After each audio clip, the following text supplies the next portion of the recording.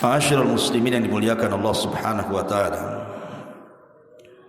Kafa bil mauti wa'ida. Kata Nabi sallallahu alaihi wasallam, cukuplah dengan kematian itu ada pelajaran yang besar yang kita petik di dalamnya. Makanya dikatakan oleh Al-Imam At-Taimi rahimahullahu taala, syai'ani qata'a ladzatad dunya. Dua perkara yang bisa memutuskan kelezatan dunia. Dzikrul mauti wa dzikrul wukuf baina yadayillahi azza wa jalla. Pertama mengingat kematian, dan yang kedua mengingat bahwa kita akan dihadapkan di hadapan Allah Subhanahu wa taala. Dan berkata juga para ulama salaf yang lainnya,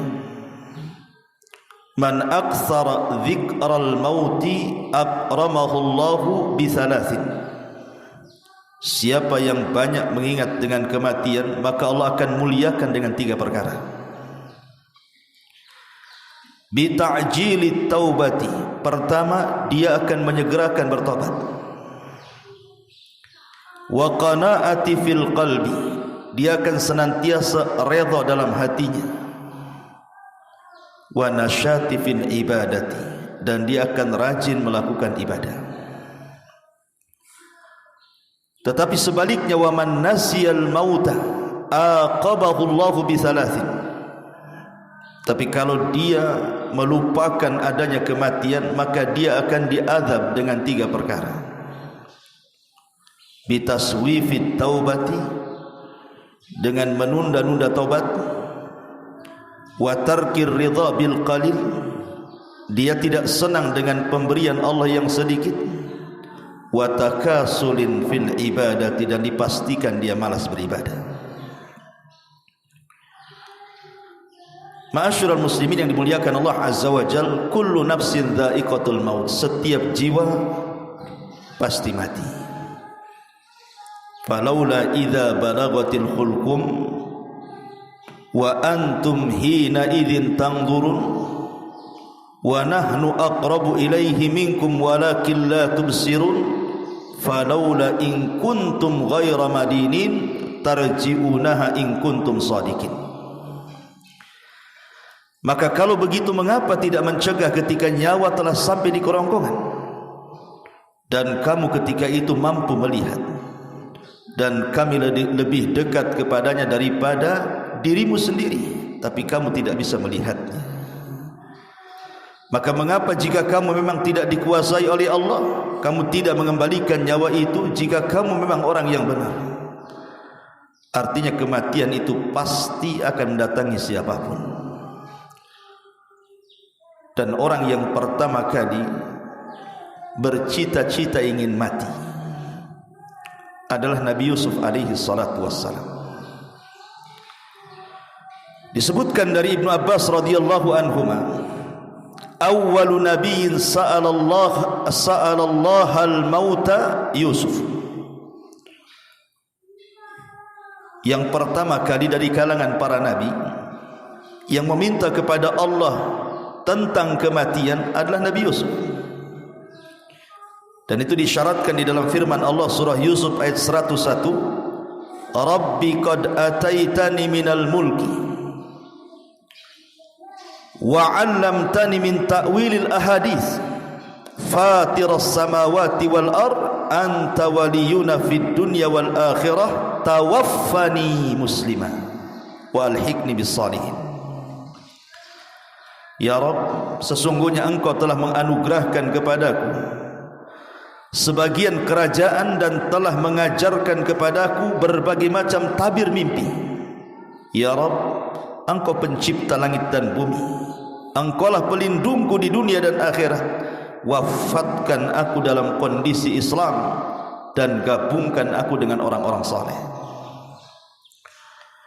Tentu Nabi Yusuf ketika berangan-angan ingin sebuah kematian itu bukan karena Dia kemudian seperti layaknya orang-orang yang terkena sakit kemudian tidak mau lagi tinggal di dunia. Tidak, justru Yusuf ini sebaliknya.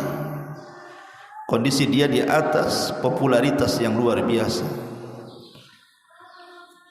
Makanya dijelaskan oleh para ulama, wa Nabi Yusuf alaihi salatu wassalam, dia ingin bersyukur kepada Allah Subhanahu wa taala dengan adanya dunia yang ada di hadapannya. Sehingga ketika itu dia meminta kepada Allah Subhanahu wa taala jangan sampai dunia ini memfitnah dirinya. Makanya dia minta kepada Allah untuk diwafatkan dalam kondisi muslim dan juga digabungkan dengan orang-orang saleh. Ma'asyiral muslimin yang dimuliakan Allah Azza wa Jalla, setiap kita pasti mati. Dan di sana ada malaikat yang disebut dengan malakul maut. Disinilah cerita dimulai. Siapa malakul maut ini?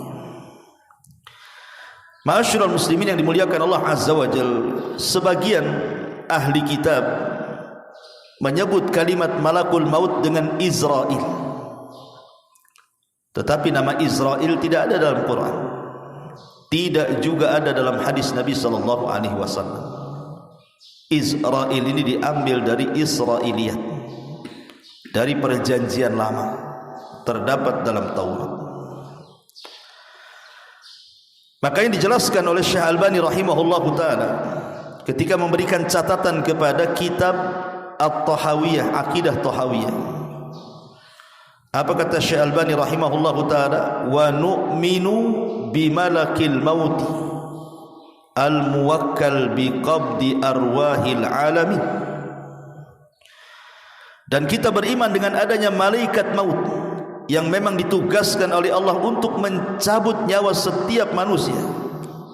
Kemudian dia mengatakan, amma tasmiyatuhu bi Israil, adapun penamaan malaikat maut dengan Israil itu, kama huwa sya'i, sebagaimana yang menyebar bainan nas, fala aslalahu, tidak ada dasar dari Quran ataupun sunnah, innama huwa minal Israiliyat. Kalimat Israel ini muncul diambil dari kisah-kisah Israiliyat. Dan ini juga penukilan daripada Ibnu Katsir dalam kitabnya Al-Bidayah wa Nihayah, di mana Ibnu Katsir mengatakan, wa amma malakul mauti falaysa bimusarrahin bismihi fil Qur'ani wala fil ahadisis sihah, wa qad jaa tasmiyatuhu fi ba'dil athar bi Israil. Kata Ibnu Katsir dalam kitabnya Bidayah wa Nihayah, adapun malaikat maut maka tidak ada penjelasan yang jelas dalam Al-Quran, tidak pula dalam hadis Nabi sallallahu alaihi wasallam yang sahih tentang penamaan Israil itu. Tapi ada beberapa athar yang mengatakan seperti itu. Ya, bisa saja kita katakan Israil kalau menurut versi Israiliyat. Tetapi kita sebagai umat penganut Al-Quranul Karim, maka kita cukup katakan malakul maut. Selesai. Berdasarkan Allah Subhanahu wa taala berfirman di banyak ayat dalam Al-Quran, qul yatawaffakum malakul mautil ladzi wukkila bikum summa ila rabbikum turja'un. Katakanlah, malaikat maut yang diserahi untuk mencabut nyawamu akan mematikan kamu, kemudian kepada Tuhanmu kamu akan dikembalikan. Di sini Allah mengatakan malakul maut, bukan Israil. Ma'asyiral muslimin yang dimuliakan Allah Subhanahu wa taala, lalu apa tugas malaikat maut ini? Tugas malaikat maut, ya sebagaimana namanya, malaikat kematian. Artinya tugasnya adalah mencabut nyawa. Sejak kapan dia ditugaskan untuk mencabut nyawa? Al-Imam Ibnu Katsir rahimahullahu taala dalam kitabnya Al-Bidayah wa Nihayah, beliau menyebutkan beberapa asar berkenaan tentang penciptaan atau awal penciptaan Adam alaihi salatu wassalam. Jadi ketika Adam alaihi salatu wassalam diciptakan, sebelum diciptakan, maka Allah utus Jibril untuk datang ke bumi, kemudian mengambil sebagian tanah yang ada di bumi. Tiba-tiba kemudian bumi menolaknya dan mengatakan, a'udzu billahi mink, aku berlindung kepada Allah darimu wahai Jibril, enyahlah kau dari sini, jangan kau ambil satu tapak bumi pun, katanya, karena aku benci kalau seandainya makhluk yang akan diciptakan dari aku sebagian mereka masuk neraka. Maka Jibril kemudian faraja'a wa lam ya'khud, dia kembali kepada Allah dan tidak berhasil mengambilnya. Kemudian dia mengatakan, Rabbi innaha a'adzat bika, sesungguhnya bumi itu berlindung kepadamu ya Rabb. Maka Allah kemudian mengutus Mikail. Tiba-tiba Mikail juga sama ditolak oleh bumi. Akhirnya kemudian Allah Subhanahu wa taala mengutus malakul maut. Tiba-tiba bumi juga menolak dan mengatakan hal yang sama. Tapi malaikat maut mengatakan, wa ana a'udzu billahi an arji, kalau engkau berlindung kepada Allah agar aku kembali kepada Allah dan tidak mengambil tanah ini, maka aku pun berlindung kepada Allah untuk kembali dan tidak mengambil tanah.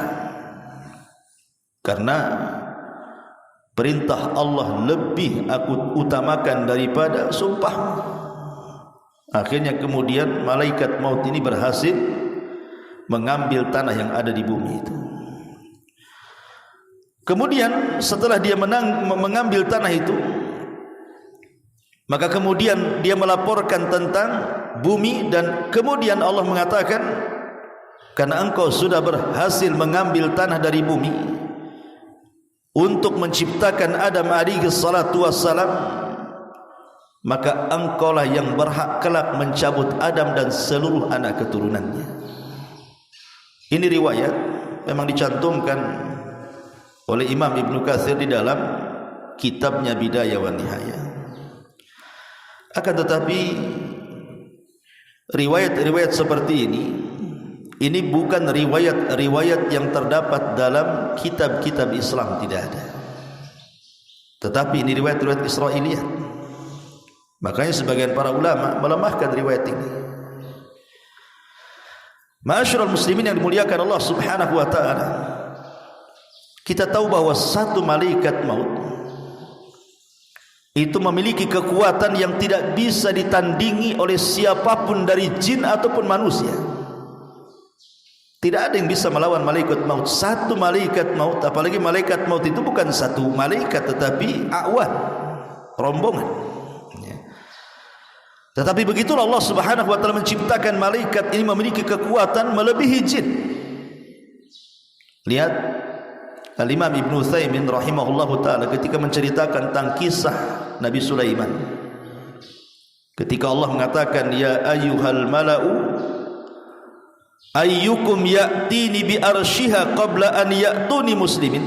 Kata Sulaiman di hadapan jin dan juga manusia, siapa yang bisa memindahkan arsy Ratu Balqis dari Yaman kemari, katanya. Qala ifritun minal jin, tiba-tiba ifrit dari jin mengatakan, ana atika bihi qabla an taquma min maqamik, aku bisa mendatangkan istana itu sebelum kau berdiri dari singgasanamu. Kemudian dia mengatakan, wa inni alaihi laqawiyyun amin, saya kuat, bisa dipercaya untuk itu, katanya. Tetapi tiba-tiba berdirilah seorang manusia dan mengatakan, qala alladhi indahu ilmun minal kitab ana atika bihi qabla an yartad ilaika tarfuka. Tiba-tiba ada seorang manusia yang mengatakan, namanya Asib ibn Barkhiyah, ada yang mengatakan wallahu a'lam, orang saleh, mengatakan, ya Sulaiman, aku bisa lebih daripada itu, sebelum matamu berkedip kupastikan istana itu sudah sampai di hadapanmu. Lihat dari sini siapa yang kuat, manusia atau jin? Manusia lebih kuat. Jin dia mendatangkan istana sebelum Sulaiman berdiri, tapi manusia bisa mendatangkan istana sebelum Sulaiman berkedip, menunjukkan manusia sebenarnya lebih kuat dibandingkan jin. Ketika manusia lebih kuat dibandingkan jin, tapi manusia kalah dengan malakul maut. Tidak ada manusia yang mampu melawan malakul maut. Idza jaa ajaluhum la yastakhiruna sa'atan wa la yastaqdim. Kalau sudah datang ajalnya, tidak mungkin maju, tidak mungkin mundur, pas waktunya. Siapapun dia, mau para nabi, para rasul, para syuhada, orang-orang saleh, semua tidak bisa melawan malakul maut. Dari sini pendalilannya, kalau jin tidak lebih kuat daripada manusia, sementara manusia tidak lebih kuat daripada para malaikat, berarti malaikat memiliki kekuatan melebihi jin dan juga manusia. Ma'asyiral muslimin yang dimuliakan Allah Subhanahu wa taala, dalam akidah ahli sunnah wal jamaah kita meyakini bahwa malaikat maut itu ada, dan itu berdasarkan beberapa dalil dalam Quran. Kita akan baca. Pertama, dalam surah As-Sajdah ayat 11, Allah mengatakan, "Qul yatawaffakum malakul mauti alladhi wukkila bikum thumma ila rabbikum turja'un." Katakanlah, malaikat maut yang diserahi untuk mencabut nyawamu akan mematikan kamu, kemudian kepada Tuhanmu kalian dikembalikan. Kemudian dalam surah Al-An'am ayat 61 Allah katakan, "Hatta idza jaa ahadakumul maut tawaffathu rusuluna wa hum la yufarritun." Allah mengatakan, sehingga ketika datang kepada salah seorang di antara kalian kematian, maka malaikat-malaikat kami yang mencabut nyawanya, dan mereka tidak pernah lalai dari tugasnya. Dan Allah juga katakan dalam surah Al-An'am ayat 93, "Walau tara idzi zalimuna fi ghamaratil maut wal malaikatu basitu aydihim akhriju anfusakum." Alangkah dahsyatnya sekiranya kamu melihat di waktu orang-orang zalim berada dalam tekanan sakaratul maut, sedang para malaikat memukul dengan tangannya sambil berkata, "Keluarlah nyawamu." Kemudian juga Allah mengatakan dalam surah Al-Anfal ayat 50, "Walau tara id yatawaffa alladhina kafaru al-malaikatu yadribuna wujuhahum wa adbarahum wa dhuqu adzabal hariq." Dan sekiranya kamu melihat ketika para malaikat maut mencabut nyawa orang-orang kafir sambil memukul wajah dan punggung mereka, seraya berkata, "Rasakanlah olehmu siksa neraka yang membakar." Kemudian Allah juga katakan dalam surah An-Nahl ayat 28 sampai 32, "Alladzina tawaffahumul malaikatu zalimi anfusihim," sampai kepada "Alladzina tawaffahumul malaikatu tayyibina yaquluna salamun alaikum udkhulul jannah bima kuntum ta'malun." Orang-orang yang dicabut nyawanya oleh para malaikat dalam keadaan berbuat zalim kepada diri mereka, mereka menyerahkan diri sambil berkata, "Kami tidak pernah mengerjakan satu kejahatan pun." Sampai malaikat mengatakan, "Pernah, sesungguhnya Allah mengetahui apa yang telah kalian kerjakan." Kemudian Allah ulang juga dalam surah An-Nisa 97-nya, "Innal ladzina tawaffahumul malaikatu zalimi anfusihim qalu fima kuntum qalu kunna mustad'afina fil ardh." Sesungguhnya orang-orang yang dicabut nyawanya oleh malaikat maut dalam keadaan menzalimi diri mereka, mereka para malaikat bertanya, "Bagaimana kamu ini?" Qalu, mereka mengatakan, "Alam takun ardullahi wasiyah." Bukankah bumi Allah itu luas? Kemudian dalam surah Muhammad ayat 27 Allah mengatakan, "Fa kaifa idza tawaffathumul malaikatu yadribuna wujuhahum wa adbarahum." Maka bagaimana nasib mereka apabila malaikat maut mencabut nyawa mereka, memukul wajah dan punggung mereka, dan begitu seterusnya. Quran sudah tegas menjelaskan bahwa tugas malaikat maut adalah mencabut nyawa, dan mereka adalah malakul maut, bukan Israel. Ma'asyiral muslimin yang dimuliakan Allah Subhanahu wa taala, adapun kisah tentang pencabutan nyawa dijelaskan dalam hadis yang panjang sekali dari Bara bin Azib radhiyallahu anhu. Ketika Nabi SAW mengatakan, innal abdal mu'min idza kana fi inqita'in minad dunya wa iqbalin minal akhirah nazala ilaihi malaikatun minas sama bidul wujuh ka'anna wujuhahumus syams ma'ahum kafanun min akfanil jannah wa hanutun min hanutil jannah hatta yajlisu minhum maddal basar thumma yaji'u malakul maut alaihi salam wa innal abdal kafir wa fi riwayah al fajir idza kana fi inqita'in minad dunya wa iqbalin minal akhirati nazala ilaihi minas sama'i malak ghiladun shidad sudul wujuh thumma yaji malakul maut hatta yajlisa inda ra'si wa yaqul ayyatuhan nafsul khabithah. Dari hadis Bara bin Azib radhiyallahu an, Nabi mengatakan, sesungguhnya hamba mukmin apabila mereka hendak meninggalkan dunia dan menghadap akhirat, maka malaikat dari langit akan turun. Wajah mereka sangat putih, seolah-olah wajah mereka itu laksana kilatan cahaya matahari. Kemudian mereka membawa kain kafan dari kafan-kafan sorga, minyak wangi dari minyak wangi sorga. Kemudian mereka duduk sejauh mata memandang. Kemudian datanglah malaikat maut dan mencabut nyawa hamba mukmin tadi. Adapun hamba kafir, dalam riwayat hamba fajir, apabila hendak memisahkan diri dari dunia dan menghadap akhirat, turun malaikat dari langit sangat keras, wajahnya sangat hitam. Kemudian datanglah malaikat maut sehingga dia duduk di hadapan kepala orang fajir yang akan meninggal dan akan mengatakan, "Hei jiwa yang buruk, keluar kamu." Di sini kita tahu bahwa setiap manusia mukmin ataupun kafir akan didatangi oleh malaikat maut. Tetapi malaikat maut tidak bertugas sendirian.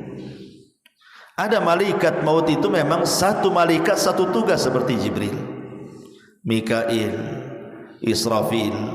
Itu memang satu malaikat satu tugas. Tetapi malaikat maut itu bukan satu malaikat, tapi dia rombongan.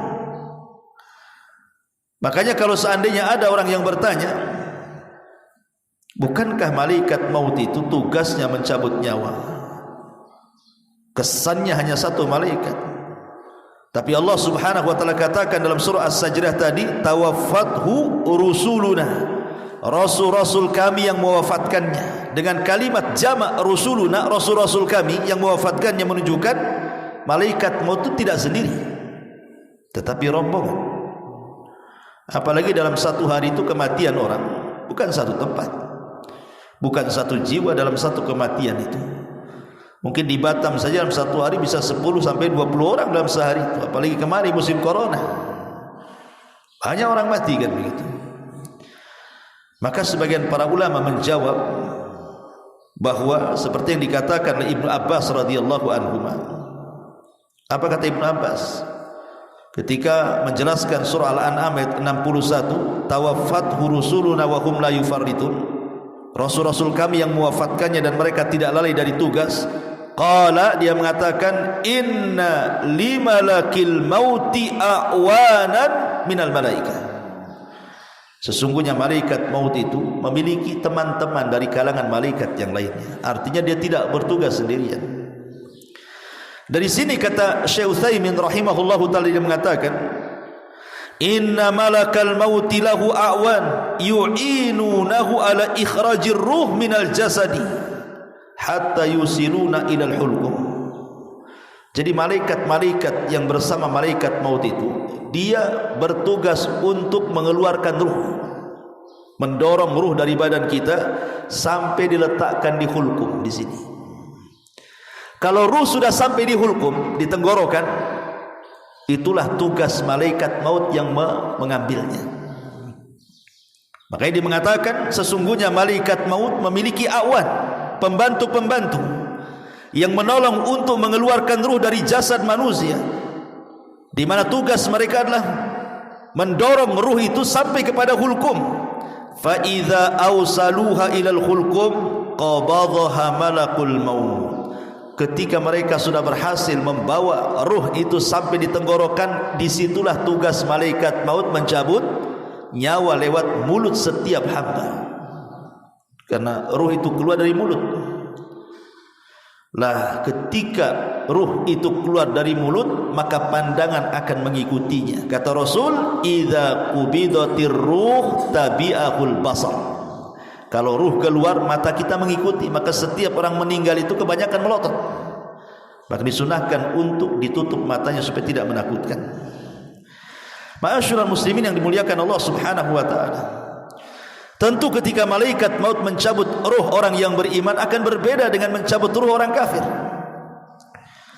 Orang kafir apabila dicabut berdasarkan ayat tadi surah Al-An'am ayat 93. Wa tara walau tara idz zalimuna fi ghamaratil maut wal malaikatu basitu aydihim akhriju anfusakum al yawma tujzauna adzabal hun bima kuntum taqulun 'ala Allah ghairal haqqi wa kuntum an ayatihi tastakbirun. Alangkah dahsyatnya kata Allah, sekiranya kamu melihat di waktu orang-orang zalim berada dalam tekanan sakaratul maut itu, sedang para malaikat memukul-mukul dengan tangannya wajah dan punggung-punggung mereka seraya mengatakan, keluarlah nyawamu wahai fulan. Di hari ini kamu dibalas dengan siksa yang sangat menghinakan, karena kamu selalu mengatakan terhadap Allah perkataan yang tidak benar, dan karena kamu selalu menyombongkan diri terhadap ayat-ayatnya. Dalam riwayat Bara bin Azib yang panjang sekali, bahwa ruh orang kafir itu ketika dicabut, maka diibaratkan safud. Safud itu semacam pisau yang bengkok seperti cerulit. Kemudian safud ini dimasukkan ke dalam bulu-bulu kambing wol. Antum tahulah kambing wol itu, kambing Australia itu kan bulunya itu 1 jengkal lebih itu kadang-kadang, berkeriwal-keriwal kan, bergumbal-gumbal kalau nggak dicukur itu. Kalau dimasukkan tuh pisau itu ke dalam gimbalan bulu-bulu wol kambing itu, tiba-tiba disiram, tentu bulu-bulu itu akan melengket di pisau yang dalam bentuk cerulit itu. Kemudian pisau itu dicabut dengan cara paksa. Apa yang terjadi? Akan merontokkan bulu-bulu kambing itu. Kata Rasul, begitulah nyawa ruhnya orang kafir ketika dicabut malaikat maut, akan merontokkan semua persendian dan tulang-tulang, sehingga dia akan berteriak kesakitan yang tidak ada yang tahu rasa sakitnya kecuali Allah Subhanahu wa taala. Tapi ruhnya seorang mukmin maka akan dipanggil dengan panggilan yang baik. Sebagaimana hadis Abi Hurairah radhiyallahu an, maka malaikat maut akan mengatakan, ukhruji ayyatuhan nafsut thayyibah kanat fil jasadit thayyibah ukhruji hamidatan wabshiri bi rauhin wa raihan wa rabbun ghaira ghadban. Wahai jiwa yang tenang, wahai jiwa yang baik, keluarlah dari jasad yang baik, keluar dengan cara terpuji, dan berbahagialah engkau akan mendapatkan wewangian dari sorga, dan engkau akan menghadap Rabb yang tidak sedang murka. Dan Allah katakan dalam Al-Quran, ya ayyatuhan nafsul mutmainnah irji'i ila rabbiki radiyatan mardiyah. Wahai jiwa yang tenang, keluarlah kepada keridhaan Allah Subhanahu wa ta'ala. Ma'asyiral muslimin yang dimuliakan Allah Subhanahu wa ta'ala, di antara tugas malaikat maut adalah menghabarkan kabar gembira yang baik kalau yang meninggal adalah seorang mukmin. Dan itu disebutkan dalam surah Fussilat ayat 30. Allah mengatakan apa? Innal ladzina qalu Rabbuna Allah thumma istaqamu tatanazzalu alaihimul malaikatu alla takhafu wa la tahzanu wa abshiru bil jannati allati kuntum tu'adun.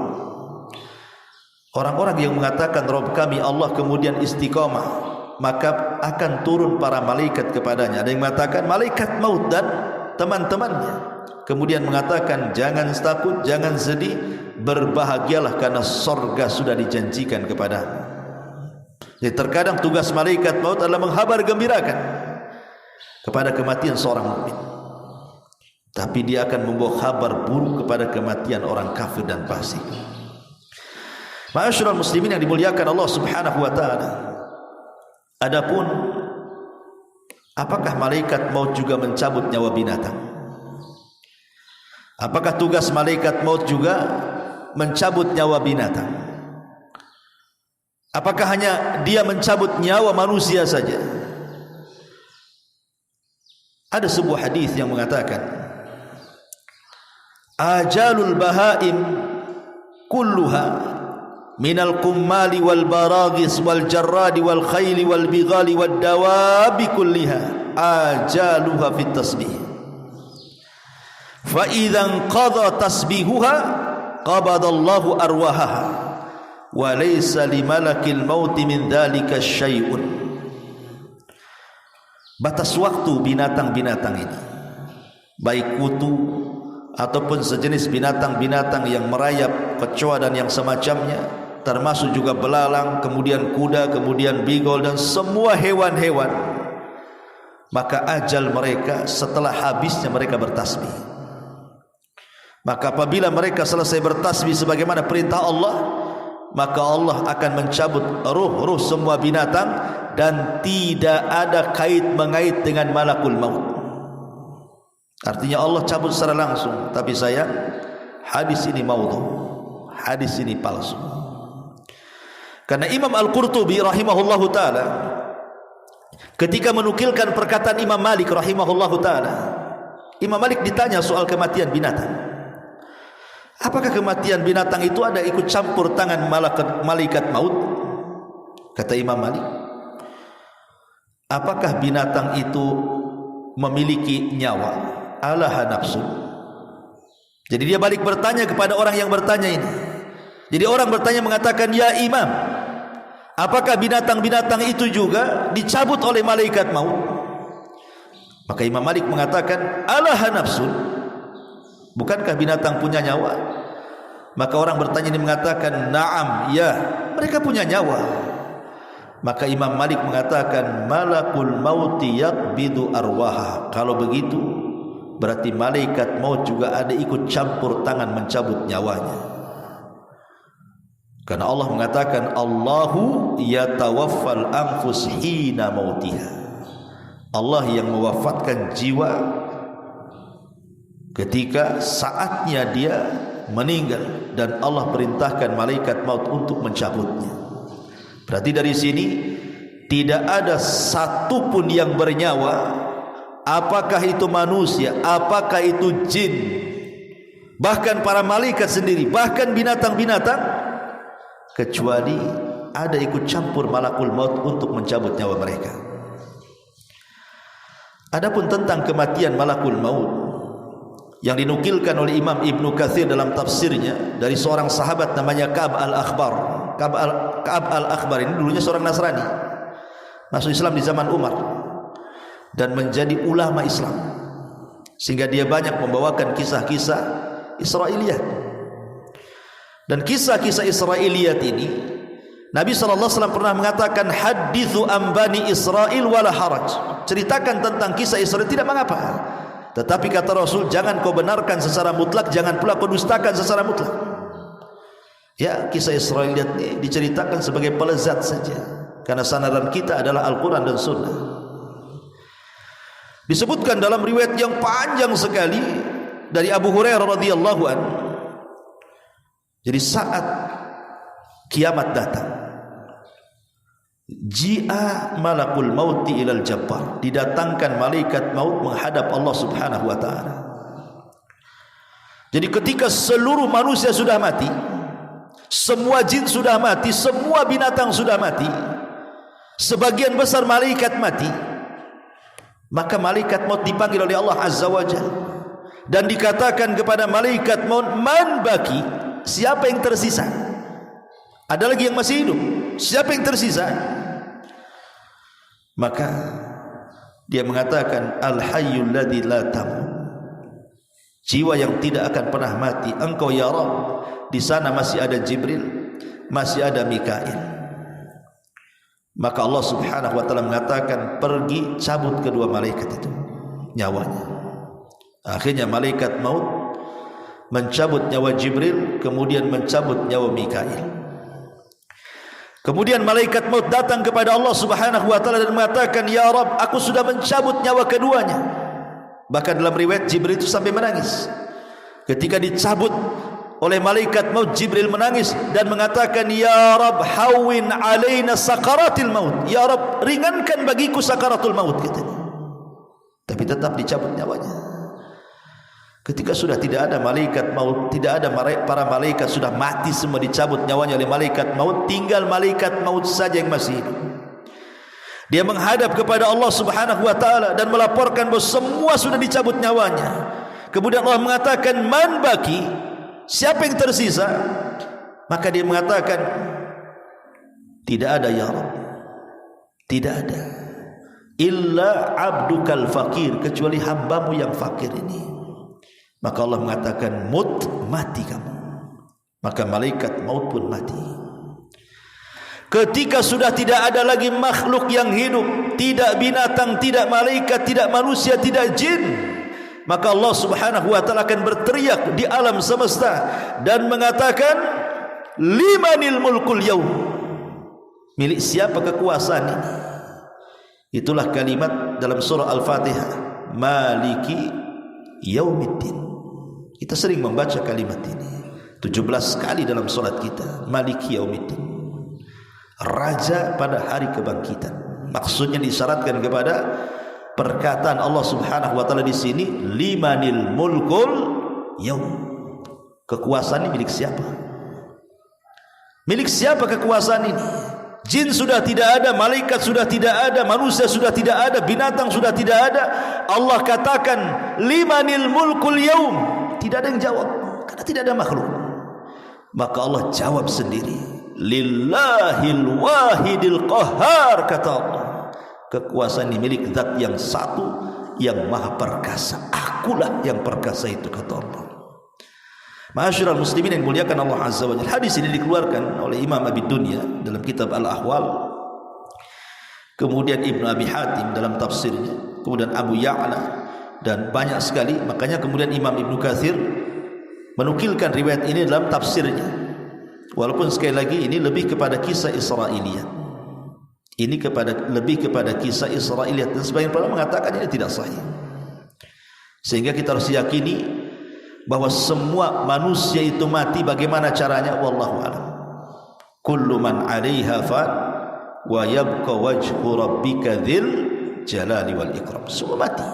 Ya. Ma'asyiral muslimin yang dimuliakan Allah Azza wa Jalla, ada kisah-kisah menarik kita bacakan. Walaupun sebagiannya sahih, sebagiannya diperselisihkan, bahkan sebagiannya maudhu, tentang kisah malaikat maut mendatangi para nabi. Kisah yang pertama adalah kisah malaikat maut dan Nabi Musa. Kisah ini sahih karena dicantumkan dalam riwayat Muslim dan juga yang lainnya dari hadis Abi Hurairah radhiyallahu anhu.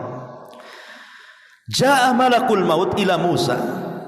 Malaikat maut datang kepada Nabi Musa dan mengatakan, "Ajib rabbaka." Penuhilah panggilan Tuhan wahai Musa. Maksudnya kau sudah sampai waktu wafatmu.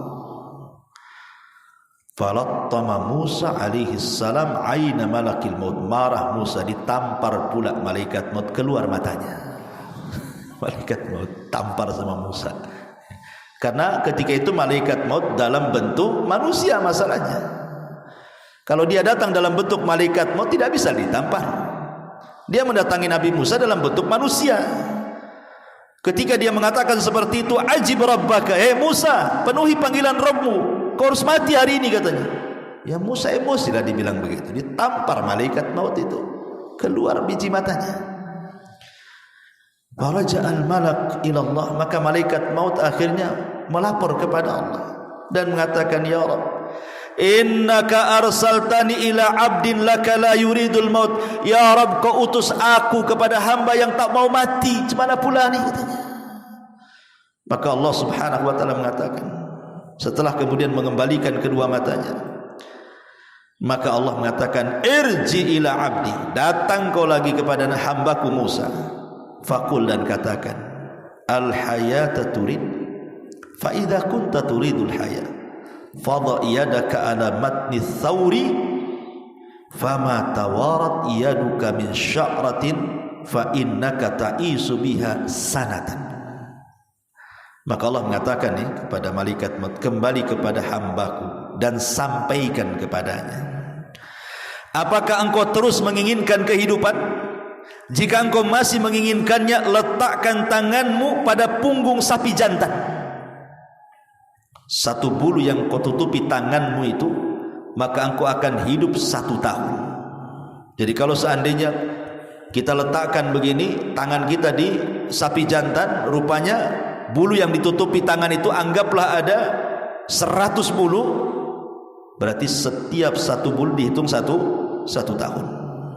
Ya. Maka Musa berkata, lalu apa setelah ini?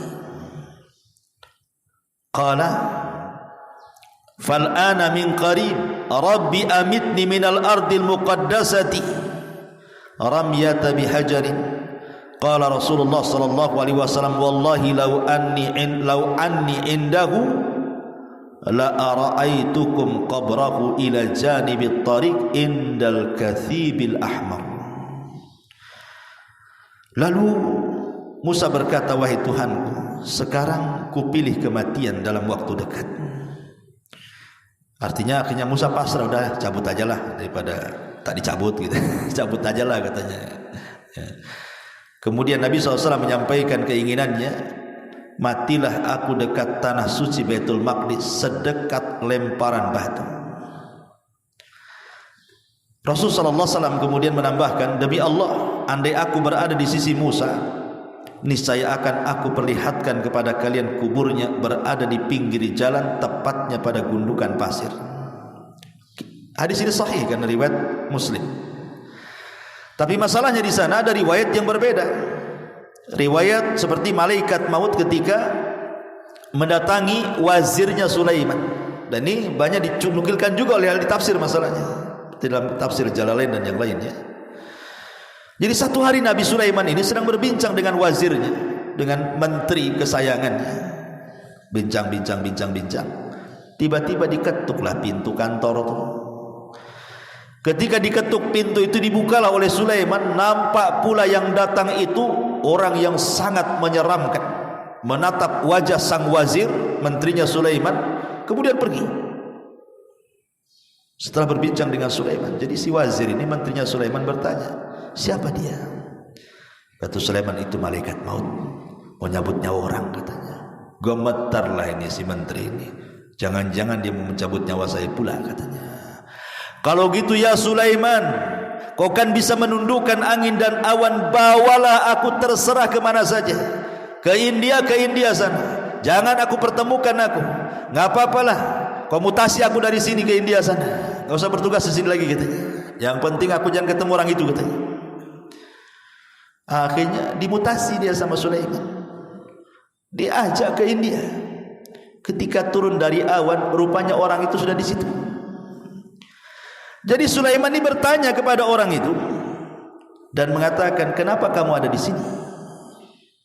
Maka kemudian dia mengatakan, Allah barusan merintahkan aku untuk nyabut nyawa orang dan dia ada di sini. Ku tengok-tengok tak ada, rupanya ada kamu dan dia. Mungkin dialah katanya.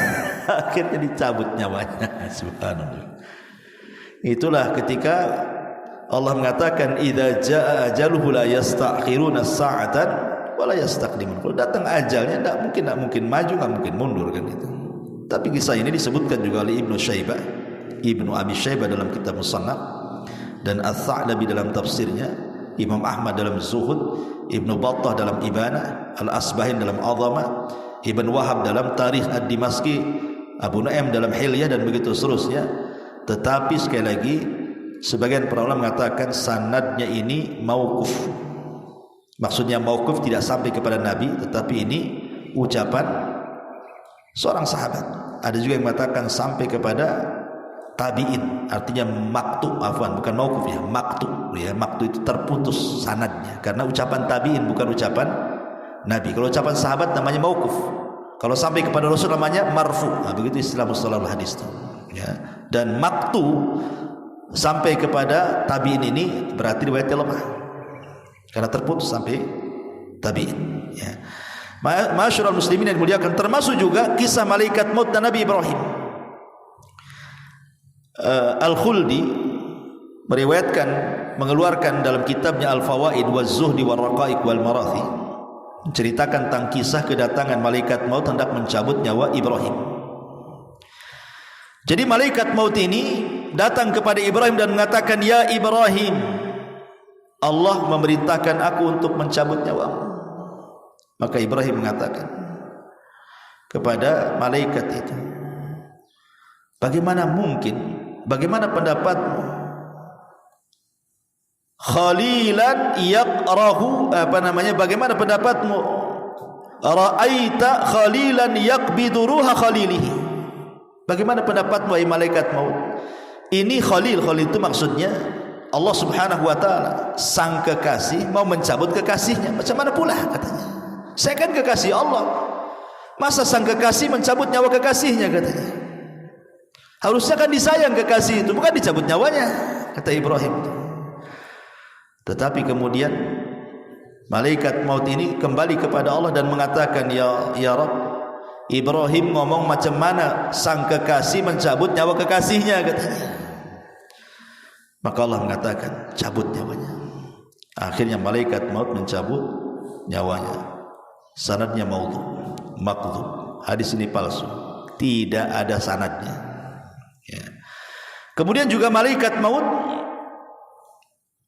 pernah satu hari malaikat maut itu dia tertawa, menangis, kaget. Nah, ini kisah lain lagi nih. Ya. Jadi satu hari itu malaikat itu pernah tertawa, pernah menangis, pernah kaget dia. Dikisahkan tentang dialog Allah dengan malaikat maut. Jadi Allah bertanya kepada malaikat maut itu, "Apa pengalamanmu saat mencabut nyawa?" Kata malaikat maut, "Kadang aku tertawa, kadang aku menangis, kadang aku kaget," katanya. Kata malaikat maut nih. Kata Allah, "Kapan kau tertawa?" Ini cerita. "Satu hari aku hendak mencabut nyawa orang tua," katanya. Orang tua ini baru mesan sepatu. Kemudian dia mengatakan kepada pembuat sepatu itu, "Buatkan sepatu untukku yang tahan 1 tahun. Buatkan sepatu untukku yang tahan 1 tahun, jangan cepat rusak." Maka sudah dipesan sepatunya. Kata malaikat maut, "Sayang, sebelum dipakai dah aku cabut nyawanya," gitu. Belum pun dipakai sepatu itu, sudah aku cabut nyawanya. Aku tertawa, kata malaikat. Kasihan dia, udah pesan setahun pula, udah mati duluan gitu. Kemudian, "Kapan aku menangis? Kapan kau menangis?" kata Allah. Kemudian malaikat maut mengatakan, "Saat aku mencabut nyawa seorang wanita. Ketika itu dia sedang menyusui anaknya di tengah padang pasir. Ketika itu aku memandang bayinya. Kalau seandainya aku cabut nyawa wanita ini, siapa yang merawat bayinya? Dia sendirian di padang pasir." Aku pun menangis kasihan, tapi tetap ku cabut karena perintah Allah. Adapun aku kaget ketika aku mencabut seorang alim, mencabut seorang ulama, dia bilang. Tiba-tiba ketika aku hendak mencabutnya, aku kaget karena di dahinya ada cahaya. Tetapi tetap saja aku pun mencabut dia dan cahayanya. Tapi hadis ini dipermasalahkan juga oleh para ulama, karena hadis ini dilemahkan, tidak ada sanadnya sampai kepada Nabi sallallahu alaihi wasallam. Tetapi yang mungkin yang banyak dikisahkan adalah kisah tentang malaikat maut dan Nabi Yakub. Nah, itu dijelaskan, pernah saya juga jelaskan dalam khutbah Jumat, ketika Nabi Yakub didatangi malaikat maut, kemudian dikatakan, kata Yakub, "Kenapa kau tidak mengantarkan tanda-tanda sebelum kau cabut nyawaku? Entah 2 atau 3 tanda jadilah," katanya. Kata malaikat maut, "Kan sudah kukirim tanda-tandanya." Kata Yakub, "Apa tanda-tandanya?" "Bayadu ra'sika ba'da sawadi." inhina'u dhahrika ba'da istiqamati wa dha'fu badanika ba'da quwwatihi hadihi rusuli ila bani adam qabla al-mauti. Putih rambutmu yang dulunya hitam, bungkuk badanmu yang dulunya tegak, lemah badanmu yang dulunya kuat, itulah tanda kau dekat dengan mati, katanya. Dan tanda ini akan berlaku kepada seluruh anak Adam. Masyarakat muslimin yang dimuliakan Allah Azza wa Jalla, sekilas tentang beberapa kisah seputar malaikat maut. Tapi yang jelas bahwa kematian adalah makhluk Allah. Malaikat maut adalah makhluk Allah. Kematiannya itu sendiri adalah makhluk Allah. Dan nanti pada hari kiamat ketika penduduk sorga masuk ke dalam sorga, penduduk neraka masuk ke dalam neraka, dan sudah tidak ada lagi syafaat, tidak ada lagi rahmat, semua sudah menduduki tempatnya masing-masing. Ji'abil mauti, maka Allah akan datangkan kematian ala suratil kabshan amlah, dalam bentuk kambing yang ada hitam putihnya. Kemudian Allah gorok tuh kambing itu, simbol bahwa tidak ada kematian lagi. Maka Allah Subhanahu wa taala akan menyuruh kepada penduduk sorga, ya ahlal jannah khuludun la mautalakum. Hei ahli sorga, kekal kau kalian, kau dapat nikmat yang kekal di situ. Wa ya ahlan nar khuludun la mautalakum. Kalian juga penduduk neraka, kekal di dalamnya, rasakan azab. Ketika kematian sudah tidak ada lagi, berarti yang ada hanya kekekalan. Itulah Allah katakan, innal ladzina amanu wa amilus solihat ulaika ashabul jannah hum fiha khalidun. Orang-orang yang beriman dan beramal saleh, mereka akan masuk surga dan mereka akan kekal di dalamnya selama-lamanya. Tapi lihat Allah katakan kepada penduduk neraka, innal ladzina kafaru wa kadzdzabu bi ayatina ulaika ashabun nar hum fiha khalidun. Orang-orang yang kafir dan mendustakan ayat-ayat kami, maka mereka akan masuk ke dalam neraka dan mereka kekal di dalamnya selama-lamanya.